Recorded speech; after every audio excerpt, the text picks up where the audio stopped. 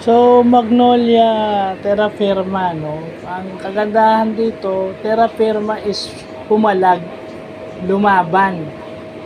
Offensively, nandun sila, lumalaban sila, dumidikit sila. Kaso, ang problema is basketball is a game of geometry.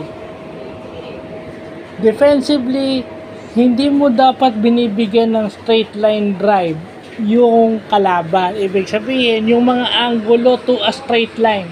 Yung mga angulo na 180 degrees, hindi mo binibigay sa kalaban. Kasi bakit?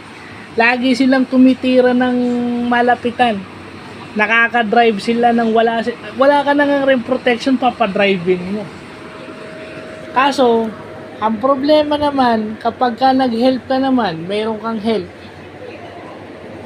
Dahil sa ball movement, dahil mga shooter itong Magnolia, nandun lang sila sa isang, tatayo lang sila doon sa open spot. Yung ball movement nila is designed for them to move around and then spread out sa perimeter.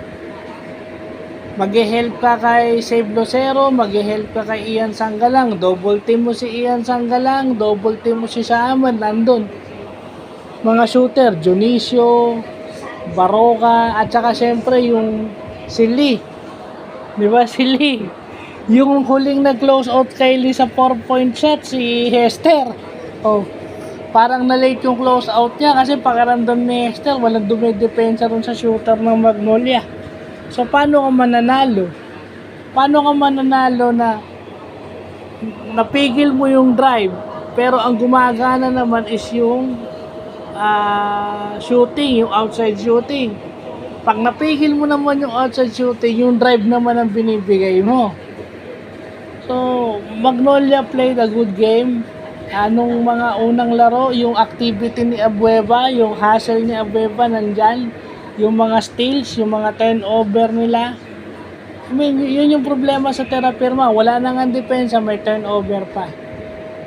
At saka wala si Stan Hardinger. So isipin mo na lang kung naglaro si Stan Hardinger, malamang kung ganun kadikit yung laban, yung puntos ni Stan Hardinger makakatulong. So sayang, no? Sayang. And Magnolia should have won that game kasi nga mas malalim yung lineup nito at syempre alam naman natin na team standing wise dapat silang manalo. So yun lang po.